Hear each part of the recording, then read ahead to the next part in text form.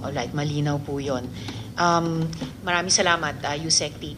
At this point, I want to present one of the individuals charged for human trafficking, a supposed co-incorporator of Hongsheng. She reached out po to my office dahil ayon sa kanya, wala siyang kamalay-malay na siya ay sinama bilang incorporator ng Hongsheng. Ms. Merly Joy Manalo Castro. Ms. Castro, salamat po sa pagdalo nyo rito sa hearing natin. Ms. Castro, sa SEC registration po ng Hongsheng, incorporator po kayo ng kumpanya. Ano pong alam nyo tungkol sa illegal operations ng POGO na ito? Wala po, ma'am. Wala kayong alam sa illegal operations ng POGO na ito? Wala po. Wala nga po akong idea kung ano po yung POGO. So, anong alam nyong operations dapat o negosyo dapat ng Hongsheng?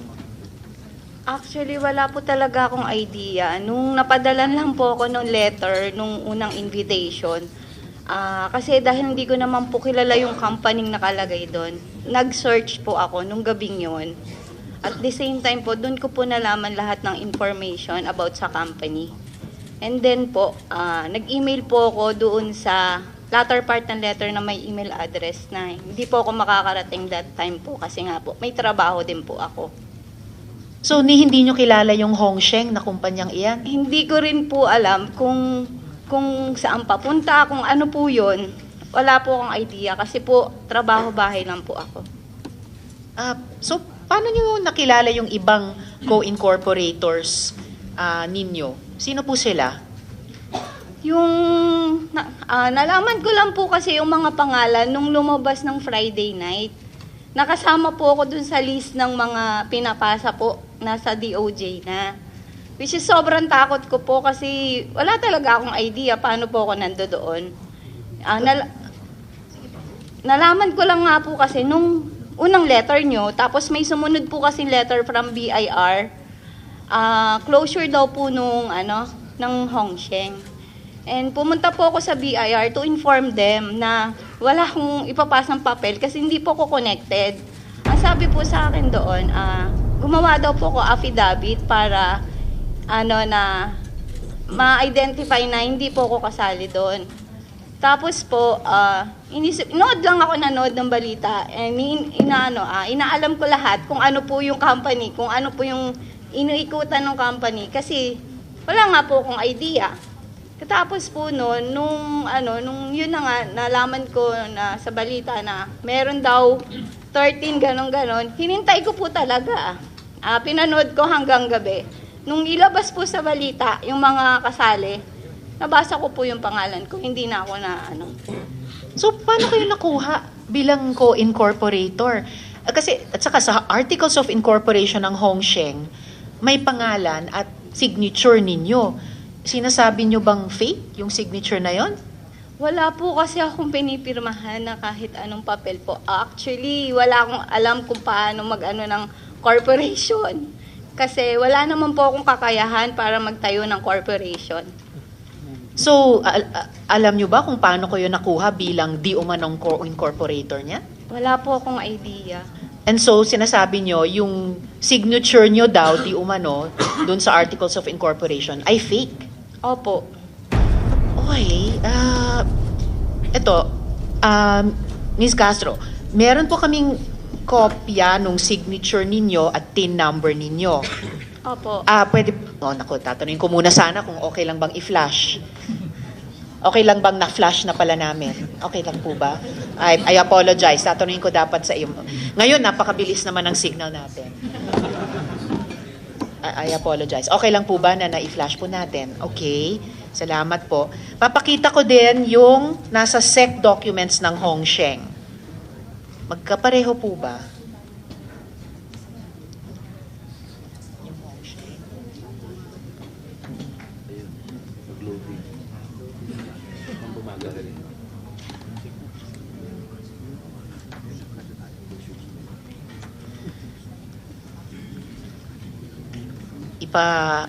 Kumpara ko lang sa inyo yung totoong signature nyo at at saka yung lumalabas sa Hongsheng. So habang iniintay po natin yung pangalawang photo na yon, sino yung mga kasama ninyo di umano na co-incorporators? Ayon po dun sa nakita kong list nung nilabas po nung 21, si Telma Laranan po, yung kilala ko, si Rowena Evangelista, at saka si Rita Iturralde po. At paano mo nakilala itong sina Telma, Miss Rowena at Miss Rita? Paano mo sila nakilala? Way back po kasi 2018, nasa bayan po ako ng Concepcion nakatira dahil may computer shop po ako doon. Namamalengke po ako.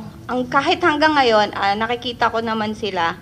Si Rowena po, Evangelista, nagtitinda po yan ng gulay sa palengke. Owner po siya.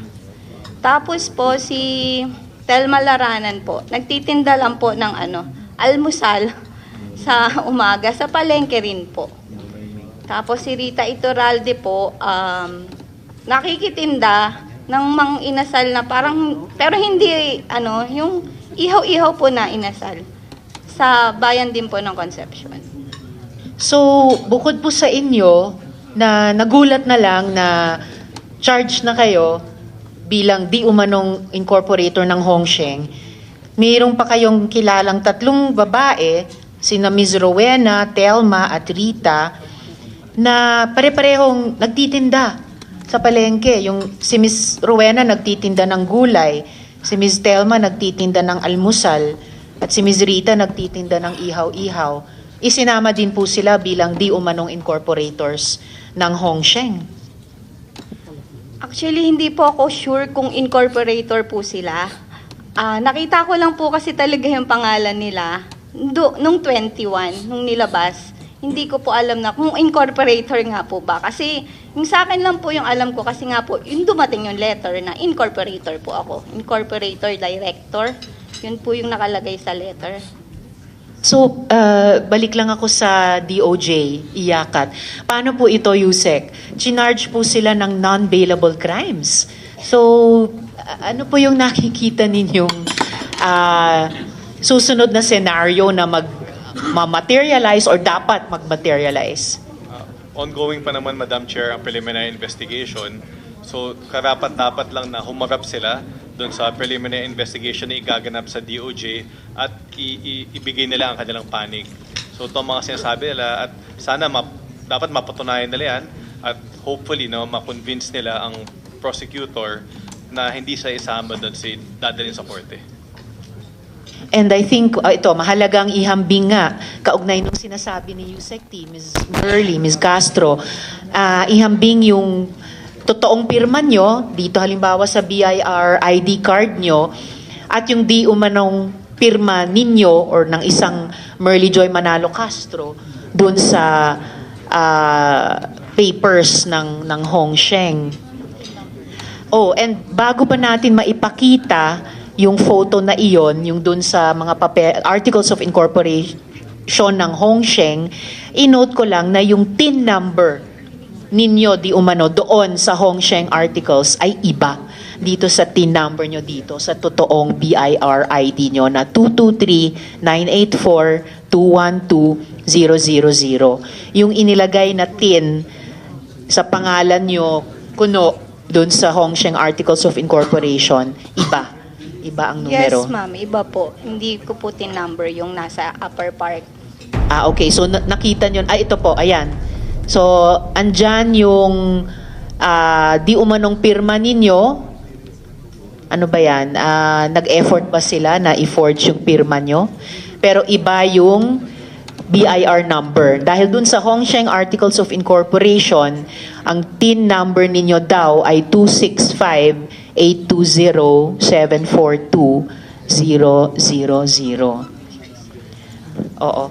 So, pero Ms. Merly, dito, yung pirma sa Hongsheng Articles of Incorporation at yung totoong pirma nyo, parang similar. Parang magkamukha or magkahawig. Anong comment nyo dito? Hindi po ako pumipirma nung nasa upper part po. Yung tunay ko pong pirma yung nasa ID po mismo. ID ko po yan. Pero 'di ba kung unang titignan lang, maaring sabihin na parang magkatulad. Anong comment nyo doon? Hindi po ako yung pumirma sa upper part. Okay. And handa naman po kayong tulad nung sinabi ni Yusek T na sabihin yung inyong yung facts tungkol sa sarili ninyo dun sa DOJ para hindi na kayo maisama sa kaso. Handa naman po dahil wala po talaga akong kinalaman dito. Maraming salamat po, Ms. Castro, sa inyong pagdalo sa hearing natin ngayon, and I really wish you the best po dun sa kaso sa DOJ. Yes, Yusek T. Thank you, ma'am. May dagdag lang na isa pang pwedeng maging option ni Ms. Castro at ng ibang katulad niya. Pwede silang magreklamo laban doon sa mga taong gumamit ng kanilang pangalan. Kung di pa klaro sa kanila kung sino mga yun, pwede silang lumapit sa amin, sa DOJ, sa PAOK at sa law enforcement upang mag-umpisa ng bagong investigasyon sa ibang anggulo na to. At makakatulong sila sa amin sa kaso at makakatulong din sa depensa nila sa hinaharap nilang preliminary investigation. Maraming salamat, Yusek T. I hope narinig nyo yung klaro, Ms. Castro, at sa anong paraan makasusuporta din ang komite kung inyong tutulungan din yung DOJ ay laan po kaming gawin iyon. Thank you po. Thank you po sa inyo. Sa BIR po, BIR. Madam Chair. Yes, sir. Yes, sir. Attorney Tibayan. Pwede po bang ipacheck kung kanino yung isang tin dyan sa taas? Kaninong tin number talaga? Yung 265-820-742-000? At magbigay ng feedback sa komite during this hearing. Sige po, ma'am. We'll do so. Thank you very much. Tulong na rin hindi lamang kay Ms. Castro pero baka sa DOJ din po. Salamat po sa BIR.